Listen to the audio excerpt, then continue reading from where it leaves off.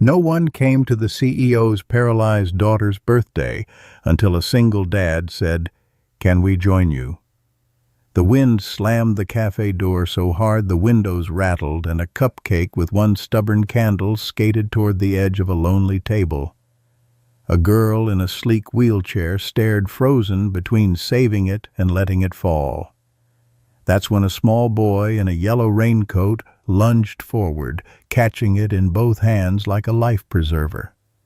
His father followed Rain in his hair and smiled as if to say, "Rescues should be asked for, not assumed."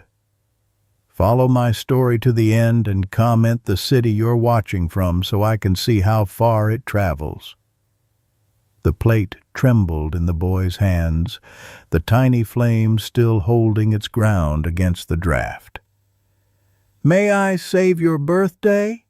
the boy asked, his tone more serious than most grown men's. Grace Holloway blinked, caught off guard by both the question and the sincerity. "Yes, please." He eased the plate back toward her, straightened the candle with delicate precision, and glanced at his father for approval. "Good work, Eli," the man said. His voice was warm, but grounded, the kind that made you believe he meant what he said. He turned to Grace and offered his hand. "Ryan Parker, this is my son Eli." Her fingers disappeared into his calloused, steady nothing performative about his grip. "You two make a habit of dramatic entrances?" she asked, a small spark of amusement breaking through her usual reserve. "Only on Tuesdays," Eli replied. "And on days with thunder." Ryan tilted his head toward the rain pelting the glass. "Power might cut. Mind if we share your table until it calms down?" Grace glanced at the nearly empty cafe. "It's your storm," she said, gesturing to the chairs. The place had thinned as the sky darkened. Behind the counter, Marla wiped her hands on a faded apron, watching them with the calm knowing of someone who'd fed half the town in every season. Ryan slid into the seat beside Eli, draping his damp jacket over the back. If he noticed the matte black frame of Grace's chair, he didn't show it. Instead, he pulled a napkin and dabbed away a few drops of water that had landed on the table. "You keeping the candle?" he asked. "It seems stubborn," she said. "Stubborn candles make the best wishes," Eli declared. He leaned closer, lowering his voice. "You can tell me yours. I don't count." Grace smiled faintly. Then it wouldn't work. He nodded gravely, as if filing the logic away for later. Outside, the wind howled harder. Marla appeared with 3 steaming mugs. "House policy storm coffee's free if you're sitting near the windows. Call it risk pay." Ryan accepted his with a grateful nod. "Generous," practical Marla said. "Keeps people from dashing into traffic." Grace wrapped her hands around the mug, letting the heat collect in her palms. There was comfort in the silence that followed, not heavy, just unhurried. So Ryan said, "What does a person do on a birthday in a storm?" Apparently Grace said she hires a small rescue team. Eli straightened proudly. "We work for tips. Cake slices only." Grace's mouth curved almost against her will. "Noted. You from here?" she asked Ryan. "Close enough," he said. "Workshop's 15 minutes up the road. We build things, tables, cribs, the occasional boat shelf when I'm showing off." Dad fixed Marla's counter. Eli added. Grace's eyes drifted toward the counter. The corner was seamless, the grain running like a river. "You made that?" Ryan shrugged. "I listened to the wood until it told me what it wanted." "That's a line," she said, surprised at how easily the word slipped out. "It's also true." His eyes held the patience of someone who saw shape inside the rough. Eli leaned forward. Do you have a line? A line. Something you say that makes people go, whoa, and then think about it all day. Grace thought for a long moment. I used to. Don't fight the water, learn how it holds you. Eli's eyebrows shot up. That's good. That's whoa. Swimmer Ryan asked. Was Grace said. She blew out the candle before the storm could. Smoke curled upward like a small private prayer. The wind rattled the door again, and the lights flickered before steadying. Eli lifted his hand. Can we sing? Marla raised a brow. In my cafe, goldfish can sing if they want to. Eli grinned and began his father's baritone, steadying the wobbly melody. It wasn't a performance. It was an offering. Grace let the ache bloom behind her ribs unresisted. When the last note faded, Eli whispered, "Make a second wish. For backup." Greedy, she murmured, but her eyes stung. A man in a soaked baseball cap barged in, barking into his phone. Marla's look sent him to the far table. The world rushed back, cups clattering, espresso hissing, rain arguing with the town. Ryan offered her a fork. Permission to commit cupcake. Grace laughed, a sound even she didn't recognize. Permission granted. They ate and talked in safe circles.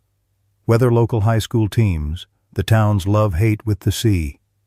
Eli explained dinosaur hierarchies. Ryan listened to both of them with the same respect. When Eli finally paused for breath, Grace asked, "Any birthdays you're saving today?" "Someone we love," Ryan said. "Every year we come here and tell a story about her. Traditions," he added, "are how we carry people without dropping them." Grace tucked the thought away before she could stop herself.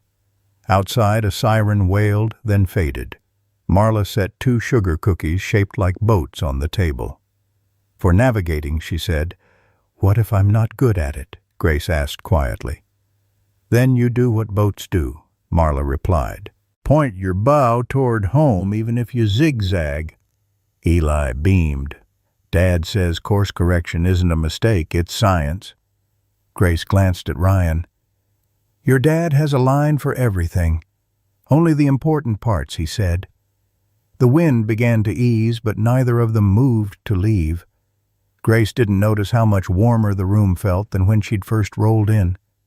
The rain thudded softer against the windows, now no longer hurling itself in sheets but trickling in steady lines. Grace's eyes followed one drop as it wandered down the glass, joining others in crooked paths toward the sill. Eli's gaze stayed on her cupcake. "You didn't tell us your wish," he said, chin propped in his hands. "I told you," she replied, a faint smile tugging at her mouth. "It won't work if I do." "Maybe it already did," Eli said, simply, as if it were a fact as obvious as the mug in front of him. Ryan let out a quiet breath that might have been a laugh. "He's 6, he said to her. "Thinks he's 80. "I like 80, Eli countered. 80-year-olds say what they mean." Grace's smile wavered, but it stayed. "I like 8, too." The door chimed, letting in another curl of cold air. Someone entered, shaking rain from a sleek black umbrella coat, immaculate despite the weather. He scanned the cafe in a single sweep jaw, set impatience in the crease of his brow. Grace stilled in her chair, her voice flattening. "Something like that," she murmured when Ryan glanced at her. The man didn't see her. He moved on, settling near the front without a second glance. Ryan noticed the shift in her tone but didn't press. Instead, he slid the cupcake plate toward Eli. One more bite for the road, Eli happily obliged. When he was done, he rummaged in the pocket of his raincoat and produced a sticker, a slightly crooked cartoon stegosaurus, and placed it carefully in front of Grace. "For luck," he said. "Luck likes to be told where to go." I'll keep that in mind. She tucked it into her wallet like it mattered. They stood together, Ryan shrugging into his still damp jacket. "We're usually here on Tuesdays," he said, his tone casual, the way you leave a porch light on without announcing it. Grace's hand lingered on the wheel of her chair. Noted. Outside, the storm had thinned to a mist, the street lights casting halos in the damp air. Ryan pushed the door open for Eli, then glanced back. For a heartbeat, Grace met his eyes. There were rooms in that look, some locked, some dusty, but a few windows cracked open. The bell chimed as they left, and the cold poked its head in like a curious neighbor. Grace stayed a moment longer, tracing a fingertip along the repaired corner of the counter. Marla leaned an elbow on the surface. "You going to sit here waiting for the next storm?" she asked gently. "Or are you going to make your own weather?" Grace brushed a crumb from the plate. "Maybe," she said, surprising herself. "Maybe I'll learn to carry an umbrella." "Good start," Marla said. "Umbrellas are just portable courage." Grace turned toward the door, motors humming beneath her. The air outside was washed clean and waiting. She looked back once, her gaze catching the counter's smooth corner again. It felt like a promise a person could keep. The next Tuesday arrived with sun so bright it felt like an apology from the sky. Grace told herself she was just stopping in for coffee, that it was habit, not expectation. But when she rolled through the door, they were there. Ryan in his work shirt with sawdust still clinging to the cuffs, Eli in a hoodie with dinosaurs climbing the sleeves. "You came," Eli said, as though she'd just returned from a long trip. "I needed coffee," she said, though it came out softer than she meant. They told their Tuesday story, one thing they remembered about someone they'd loved. Eli went first, recalling how she, his mother Grace, guessed made pancakes that were always perfect circles. Ryan followed with a memory about a lullaby sung off-key. When they turned to her, Grace hesitated, fingers tightening on her cup. Finally, "My mom said, 'Water doesn't judge the shape of you. It just mirrors how you move.'" Eli grinned. "That's a good one." Ryan's gaze lingered, not with pity but with interest, the kind you didn't have to earn. Marla passed by, topping off their mugs. "Some rooms are built to keep you dry," she said. "Some rooms are built to keep you." The thought settled in Grace's chest as steady as the hum of her chair. She wasn't sure yet which kind of room this was, but she stayed long enough to wonder. The following Tuesday brought rain again, though softer than the storm that had flung them together.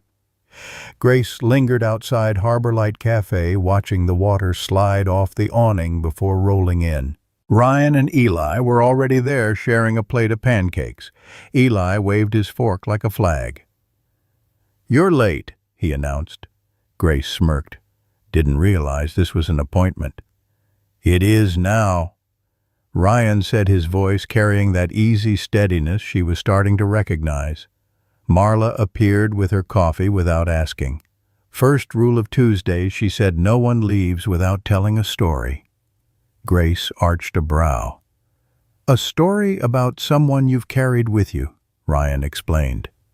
"Tradition." Eli went first, solemnly declaring, "She thought my middle name should be Brave." He grinned. "Dad said that's like giving me homework forever." Ryan added his own, a tale about a lullaby sung out of tune, but with perfect timing to hush storms. When their eyes turned to her, Grace hesitated. Her thumb rubbed the rim of her mug before she spoke. "My mother. She used to tell me water doesn't judge the shape of you. It just mirrors how you move." Eli's mouth formed a small wow. "That's a keeper," he said. Ryan's gaze held hers for a beat longer than usual, unforced but steady. The conversation drifted toward woodwork. Eli bragged that his dad could fix anything with a grain, and Grace finally asked about the cafe's counter. Ryan smiled faintly.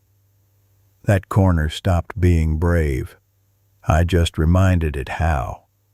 Something about that line made her chest tighten.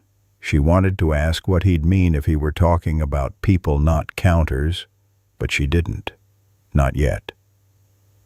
A flash of motion near the door caught her eye. A man in a tailored coat stepped inside, scanning the room with practiced disinterest. His gaze skipped right over her. Grace stiffened, the warmth of the moment cooling a degree. "Friend of yours?" Ryan asked, his voice low. "Something like that," she replied, and sipped her coffee. The man didn't linger. He ordered something to go, impatient in every gesture.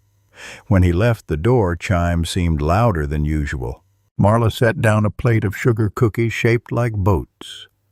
"For navigating," she said. "What if I'm not good at it?" Grace asked quietly. Marla gave her a look that was soft but sharp. "Then you point your bow toward home even if you zigzag." Eli nodded sagely. "Course correction. Dad says it's science, not a mistake." Grace smiled, not the polite one she wore in boardrooms, but something closer to real. The lights flickered, then pulling their attention upward. Outside, rain fell in sheets again. Marla muttered something about the breaker and disappeared into the back. When the power snapped off entirely, the cafe gasped in unison. A small circle of light bloomed on their table. Ryan's flashlight upright, its beam turning their cups into little lighthouses. "You okay?" he asked her quietly. She realized he'd asked her that once before, and now she meant it when she answered. "Yeah, I'm okay." Eli leaned into the glow eyes, bright. "Dad says pockets are for preparedness, not crumbs." Grace laughed softly. "That's unreasonably comforting." Ryan grinned. Comfort should be unreasonable. The power returned with a hum, and the cafe exhaled. But the soft tint of light between them lingered in her mind. When she left that day, the storm still grumbling, Ryan said, "If you ever want to see where corners remember how to be brave, the shop's open." She didn't commit. But as she rolled away, the invitation stayed with her warm against the cold. Saturday afternoon carried the scent of wet cedar through the streets, the kind of day when sawdust clings to your sleeves. Grace told herself she was just passing by Ryan's workshop, but her chair slowed when she saw the big roll-up door open, light spilling onto the sidewalk like a welcome mat. Inside, Eli sat cross-legged on a workbench, tongue between his teeth as he sketched. Ryan was bent over a half-built table, sleeves rolled, hands guiding a chisel with patient precision. Eli spotted her first. "You came?" he said, bouncing down from the bench. His mismatched rain boots slapped the concrete as he ran to her. "I was curious," she admitted. He held out a sheet of paper. The crayon lines showed 3 figures at a cafe table, but the candle on the cupcake was drawn as a rocket ship, firework sparks trailing behind it. "I love it," she said, studying the crooked rocket. "That's a much better candle." Ryan straightened, wiping his palms on a rag. "Didn't expect you on a Saturday." "I wanted to see where corners remember how to be brave," she replied, the corners of her own mouth daring a smile. "Come on, then." He waved her deeper inside. The workshop was its own small country. Workbenches crowded with chisels, clamps, jars of screws like constellations. Stacks of lumber leaned in quiet rows, each marked with chalk notes only he seemed to understand.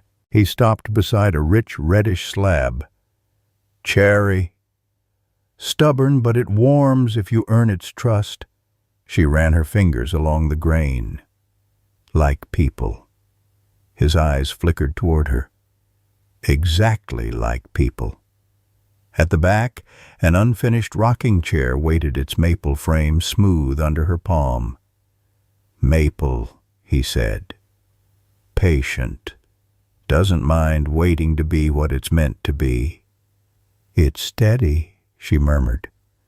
"Steady's underrated," Ryan said. "Everybody wants spectacular until spectacular lets them down." She looked up at him. "And you, I want honest." He shrugged. "Honest lasts longer." They stood there for a moment, the hum of the overhead lights filling in what didn't need to be said. Eli clattered over with a small scrap of wood. "Dad says we can make this into a shelf for your books." "My books? He says you probably read a lot." Grace laughed softly. "That's thoughtful." "It's engineering," Eli corrected. Ryan watched him with quiet pride. "You'd be surprised how much of life is just making sure the shelves can hold what people give you." She met his gaze, and something unsteady stirred in her chest. Later they sat on upturned crates, Eli hammering away at his project while Grace told them about her first swim meet at 12, how she'd been terrified until her coach said, "Water doesn't judge the shape of you. It only mirrors how you move." "So you and the water were friends?" Eli asked. "We were," she said softly. "We still are. Maybe we just don't visit as often." Ryan's glance was quick but sharp, as if he caught the weight of the admission. "Friends wait," he said simply. When she left that afternoon, the air outside was golden with late sun. Ryan walked her to the door. "Maple takes a long time to reach its full strength," he said. "People rush it, but they just end up with something that breaks too soon." She tilted her head, still talking about wood. His smile was small, a little wry. "Maybe not." Eli waved from inside. "See you Tuesday or Monday? Or both?" Grace rolled toward the corner, not realizing she was still smiling, the real one. Behind her, in a shop that smelled like cedar and possibility, Ryan watched her go and thought about roads some you build, some you clear, and some you just wait beside until someone's ready to travel them. Tuesday arrived with crisp autumn air, the kind that carried the faint bite of wood smoke. Grace found herself wheeling faster toward Harbor Light Cafe, telling herself it was just for coffee. Inside, Eli was perched at the counter, swinging his legs as Marla set down a plate of muffins. Ryan sat beside him, flipping through a dog-eared sketch pad. "You're early," Eli said with mock suspicion. "I'm on important business," she replied. "What kind?" he asked. "The kind that involves muffins." Ryan looked up, that same steady warmth in his eyes. "Glad you came." They settled into their Tuesday tradition. Eli told his story first, how his mom once painted a mural on his bedroom wall because white walls make dreams too small. Ryan shared one about his grandfather, a man who could fix anything except his own stubborn heart. When it was Grace's turn, she hesitated. The cafe was quiet, the hum of conversation a soft backdrop.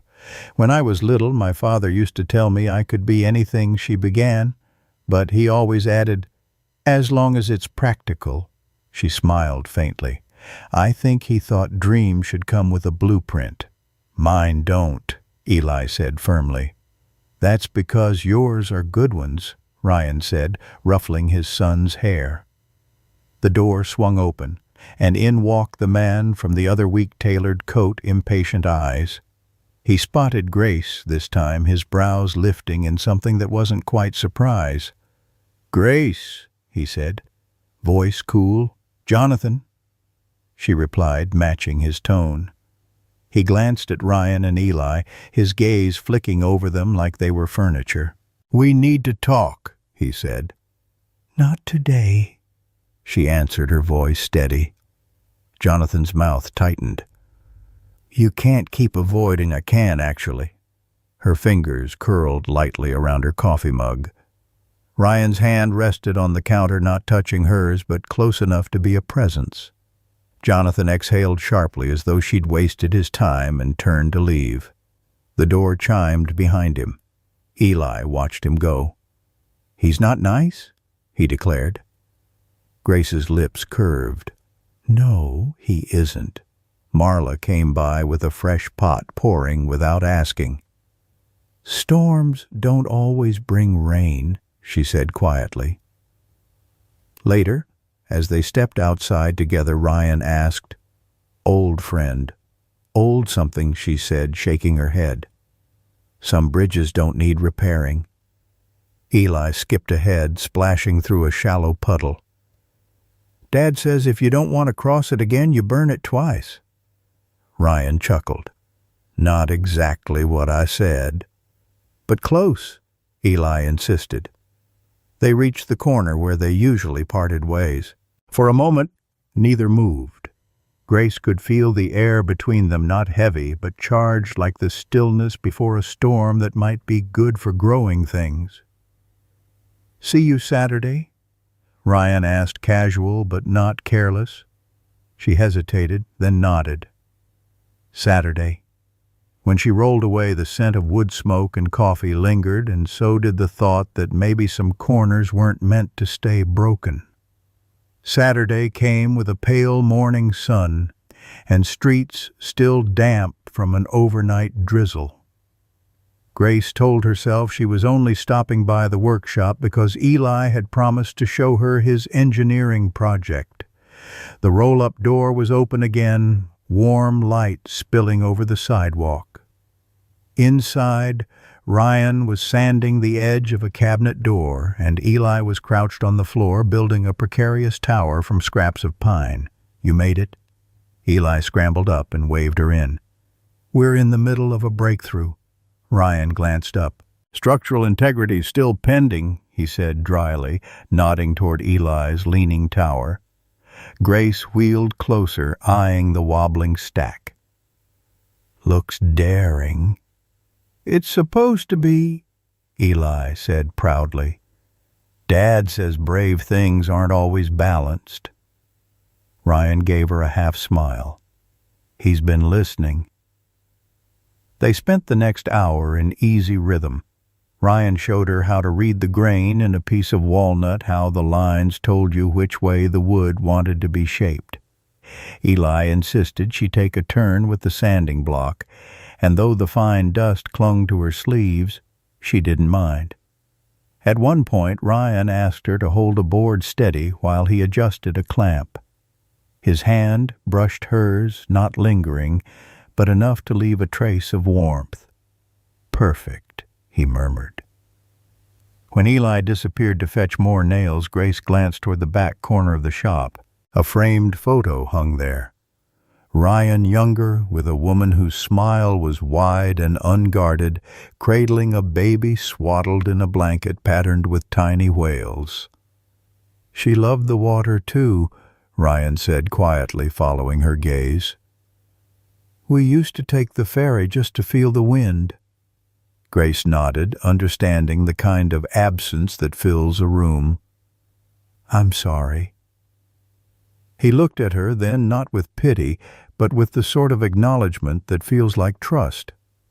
"We manage," he said simply.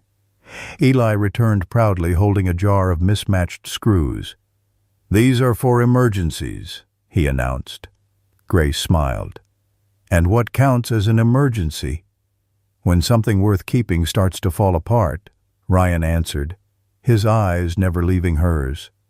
They built a small shelf together that afternoon, Eli handing over tools like a surgeon's assistant. When it was done, Ryan brushed the last of the sawdust away and held it out. "For your books," he said. She ran her fingers along the smooth edge. "It's beautiful." "It's honest," he corrected softly. By the time she left, the sun was sinking low, catching in the sawdust motes that floated in the workshop air. Eli called after her. "See you Tuesday," as though it were already settled. Ryan walked her to the door, leaning lightly against the frame. "Maple's patient," he said again, almost to himself. Grace met his gaze. Maybe people can be too. She rolled down the street, the little shelf balanced across her lap. It wasn't heavy, but it felt like it carried more than wood. Behind her, Ryan stood watching until she turned the corner, as if letting her go too soon might undo whatever had begun to take root between them. Tuesday dawned sharp and bright, the kind of day where the air feels washed clean. Grace arrived at Harbor Light Cafe to find Ryan and Eli already in their usual spot, a plate of half-eaten blueberry pancakes between them. Eli spotted her instantly. "You're late," he teased. "I'm right on time," she countered, sliding into place. "You just started early." Marla set down her coffee with a wink. "We've got cinnamon rolls today, fresh out of the oven." Eli leaned forward conspiratorially. "Dad says cinnamon rolls make people tell the truth." Grace arched a brow. "That so?" Ryan shrugged with a half-smile. "I might have said something like that." They shared their Tuesday stories. Eli went first, describing in vivid detail how his science teacher had spilled a whole box of marbles in class. Ryan's story was about fixing a neighbor's fence that had been leaning for years, and how the neighbor had finally admitted he'd been too proud to ask for help. When it was Grace's turn, she hesitated. "I once threw a birthday party," she said finally. "I invited 50 people. Only 2 showed up. Both left before the cake." Eli's mouth dropped open. "That's really mean." Ryan's gaze was steady, the warmth there touched with something protective. "People who don't show up tell you more than people who do." Before she could reply, the door swung open. Jonathan stepped inside again, same tailored coat, same assessing eyes. This time he walked straight to their table. "Grace," he said evenly, "we need to talk, now." Ryan's posture shifted almost imperceptibly, a quiet readiness in the set of his shoulders. Grace kept her voice calm. "I'm in the middle of something." Jonathan glanced at Ryan. "And I can see exactly what."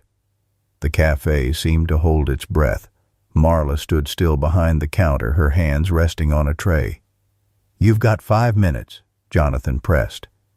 "Or the deal falls through." Grace's jaw tightened. "Then it falls through." Eli blinked, looking between them. "He's not nice," he whispered to Ryan. Jonathan's lips curved in a thin smile that didn't reach his eyes. "You'll regret this," he said quietly, then turned on his heel and left. The door closed with a final chime. Grace let out a breath she hadn't realized she was holding. "You okay?" Ryan asked. "Yeah," she said, though her voice wavered slightly. "I'm fine." Eli slid his plate toward her. "You can have the last pancake. That makes everything better." And somehow, in that moment, it almost did. They lingered longer than usual, the sun shifting across the floor. When it was time to leave, Ryan walked her to the corner. "You don't have to explain," he said. "But if you want to, I'm here." Grace met his eyes. "I know." She rolled away, the smell of cinnamon and coffee trailing after her, along with the unsettling realization that she'd rather be at this table with these two than anywhere else. The next Saturday, Harbor Light's bell jingled as Grace pushed the door open. She'd meant to arrive early, but a stubborn elevator in her building had slowed her down. Ryan was already there, leaning against the counter, talking quietly with Marla. Eli spotted her first and barreled over, nearly tripping on his own shoelaces. "You made it," he grinned. "We were going to send a search party. Glad I saved you the trouble," she said, smiling. Marla slid a paper cup across the counter toward her. "Your usual. On the house today." "Why?" Grace asked. Marla's eyes softened. "Because it's nice to see you walking in here like you belong." Ryan tilted his head toward their table. "Eli's got something to show you." On the table sat a small box. its lid covered in painted stars. Inside, nestled in a bed of tissue paper, was a bracelet woven from thin strips of cherry wood polished to a warm glow. Eli was practically vibrating. "We made it for you." "Well, Dad did the hard part. I did the painting." Grace lifted it carefully. "It's beautiful," she murmured, sliding it over her wrist. "Fits perfectly." "That's because we measured when you weren't looking," Eli confessed. Ryan chuckled. "Some surprises take a little planning." They were halfway through coffee when the cafe door opened again, and this time it wasn't Jonathan. It was a tall woman in a slate-gray coat, her hair swept into a flawless chignon. She scanned the room until her eyes landed on Grace. The temperature in the room seemed to drop a degree. Mother Grace said quietly. The woman approached, her heels clicking on the worn wood floor. "Grace, we need to talk. In private." Ryan's hand stilled on his coffee cup. Eli's gaze flicked between them, sensing the shift. Grace kept her voice level. "If you have something to say, you can say it here." Her mother's eyes narrowed briefly before flicking toward Ryan and Eli. "This isn't the company you should be keeping." "That's not your decision," Grace replied, her tone firm but not loud. Ryan stayed silent, but there was a stillness about him, the kind that feels like a shield. Her mother glanced at the bracelet on Grace's wrist, her lips pressing into a thin line. "You're making choices that will have consequences." Grace's jaw tightened. "I'm aware." Without another word, her mother turned and walked out, leaving the faint scent of expensive perfume in her wake. For a long moment no one spoke. Then Eli leaned in and whispered, "She's even scarier than the other guy." Grace laughed softly, tension easing just enough. "You're not wrong." Ryan's voice was low, steady. "You handled that well." She looked at him, and the warmth in his gaze felt like something solid she could hold on to. By the time she left, the bracelet's smooth edges were warm against her skin, a small anchor in a world that seemed intent on unmooring her. The days after her mother's visit stretched long and unsettled. Grace found herself replaying that moment in the cafe, the weight in her mother's voice, the way Ryan had stayed silent but present, as if his stillness alone could steady her. Tuesday arrived with a steady drizzle, the kind that blurred streetlights into soft halos. Grace wheeled into Harbor Light, shaking the damp from her sleeves. Ryan and Eli were already at their table, a deck of well-worn playing cards between them. Eli grinned. "We're playing Go Fish. You're just in time to lose." Grace smirked. "We'll see about that." They played 3 rounds, and she won 2. Eli accused her of mind-reading, Ryan called it good strategy, and Grace just laughed, the kind of laugh she realized she hadn't heard from herself in months. When the cards were gathered up, Ryan leaned back, studying her. "You've been quiet since Saturday." "Just thinking," she said, wrapping her hands around her coffee mug. About bridges," she replied slowly. "And whether some should be crossed or burned or just left alone." He didn't push. "Sometimes leaving them alone is the bravest thing." Eli piped up. "Dad says if a bridge is dangerous, you don't cross it. You build your own." Grace smiled. "Your dad's pretty wise." "Pretty," Ryan echoed with a small grin. They were gathering their things to leave when the cafe door opened, and this time it was neither Jonathan nor her mother. A man in a weathered jacket stepped in, shaking rain from his hair. He glanced around, spotted Ryan, and made a beeline for their table. "Hey," the man said, clapping Ryan on the shoulder. "Long time," Mark Ryan replied cautiously. Mark's eyes slid to Grace, curious but not unkind. "Didn't mean to interrupt. Just wanted to say thanks. Heard you fixed up that bench outside my shop. Needed doing, Ryan said simply. Mark smiled, gave a nod to Grace and Eli, and left as quickly as he'd come. As the door swung shut, Grace tilted her head. "Friend of yours," old neighbor Ryan said. "One of the good ones." They stepped out into the drizzle together. The rain was light, almost pleasant. Ryan walked beside her until they reached the corner. "Saturday," he said, more statement than question. "Saturday," she confirmed. He gave her a nod, and she rolled away the sound of the rain, mingling with the quiet thought. She couldn't shake that maybe these Tuesdays and Saturdays, this easy orbit they'd fallen into, was already becoming something worth protecting. Saturday arrived under a sky the color of worn denim, streaked with pale sunlight. Grace told herself she was just stopping by the workshop for coffee. Ryan had mentioned he'd have a fresh pot on, but the truth was she'd been counting the days.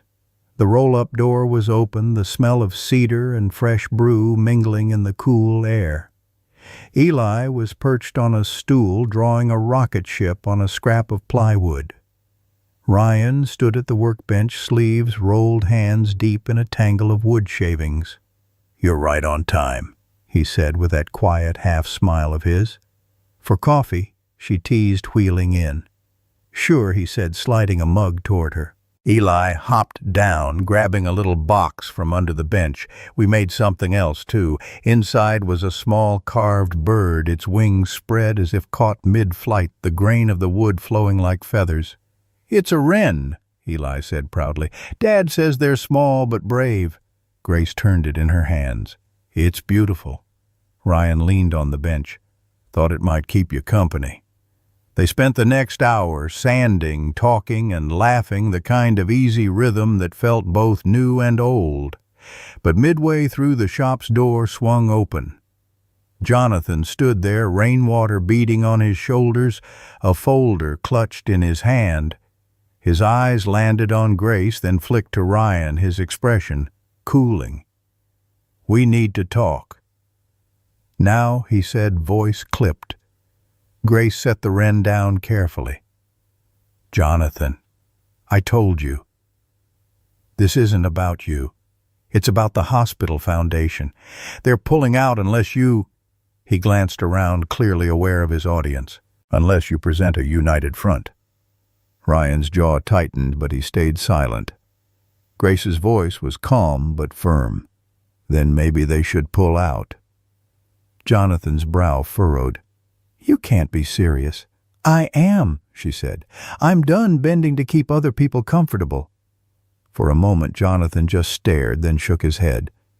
"You've changed." She met his gaze evenly. "I hope so." He left without another word, the door swinging shut behind him. Eli's small voice broke the silence. "I think the wren's braver than him." Grace laughed softly, tension draining away. "Me too." Ryan handed her the mug she'd set down. "Still warm," he said quietly, as if that was reason enough to stay a little longer. And she did. By the next Tuesday, the air had taken on that early spring softness, where the wind carried both chill and promise. Grace wheeled into Harbor Light Cafe to find Ryan and Eli already at their table, a plate of cinnamon rolls between them. "Saved you one," Eli said, sliding the plate toward her. Grace smiled. "Guess I'm lucky." "You're more than lucky," Ryan murmured, eyes catching hers before he took a sip of coffee. They traded small stories. Eli's school art project that went sideways when a jar of glitter exploded Ryan's repair job at the old boathouse.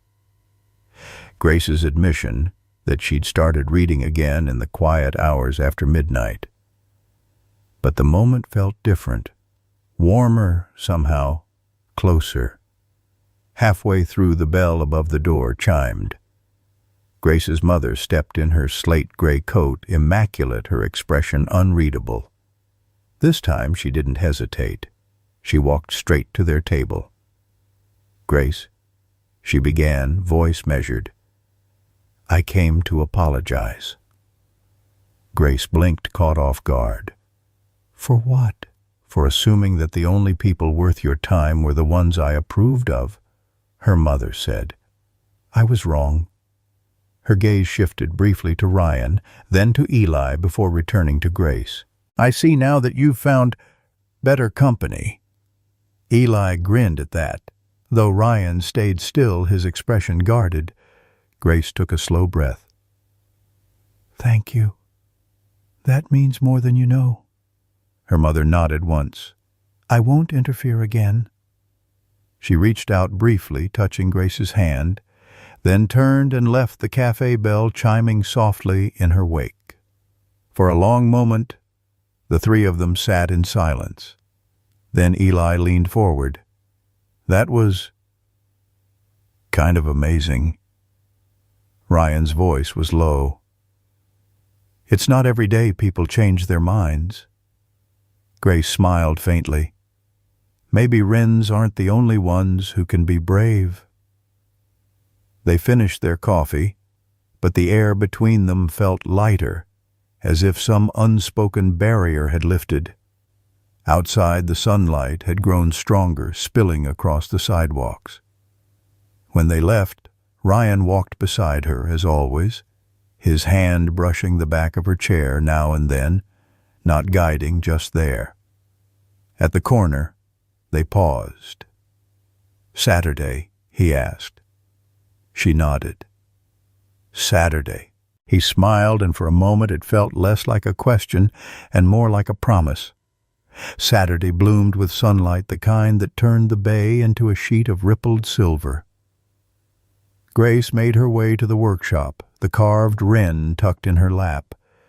She wasn't entirely sure why she'd brought it, except that it felt right to have it with her. The roll-up door was open again. Eli sprawled on the floor with colored pencils, sketching something that looked suspiciously like a cafe. Ryan was at the workbench, sanding a smooth curve into what might become the leg of a chair. "You're here," he said, glancing up. "I told you I would be," Grace replied, wheeling in. Eli bounded over. "Guess what Dad's making something for you?" Ryan shot him a look, but there was no heat in it. "Supposed to be a surprise." She raised a brow. "Now I'm curious." He hesitated, then stepped aside. On the bench sat a wooden frame, its joints clean and precise, its seat wide enough for her chair to roll under comfortably. "A table," he said simply. "Thought you could use one that actually fits." Her throat tightened. "Ryan, this is beautiful." "Not finished yet," he murmured, brushing sawdust from the edge. "But I will." They spent the morning in easy conversation, Eli darting between them, offering expert advice on sanding and stain colors. The light through the open door caught on dust motes, turning them to gold. At one point, Grace glanced toward the wren on the bench. Small but brave, she murmured. Ryan's gaze followed hers. "Yeah, sounds familiar." Just after noon, Marla from Harbor Light appeared in the doorway holding a basket. "Thought you three could use lunch," she said. They sat together on the workshop floor, sandwiches, coffee, and the quiet sound of the bay beyond. Grace realized as Ryan laughed at something Eli said that the edges of her life had softened. The sharp loneliness that used to define her days had been replaced with something warmer, steadier. When it was time to leave, she paused in the doorway. "Ryan, yeah, I'm glad you asked if you could join us that day." His smile was slow, certain. "Me too." Eli waved from inside. "Tuesday," he called.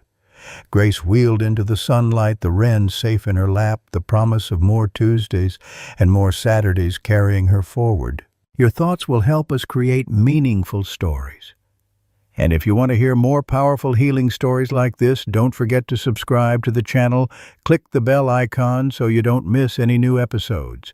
And most importantly, share this video with people who need a little hope today. Thank you so much for your time. We hear you, we listen to you, and we are honored to tell these stories for you.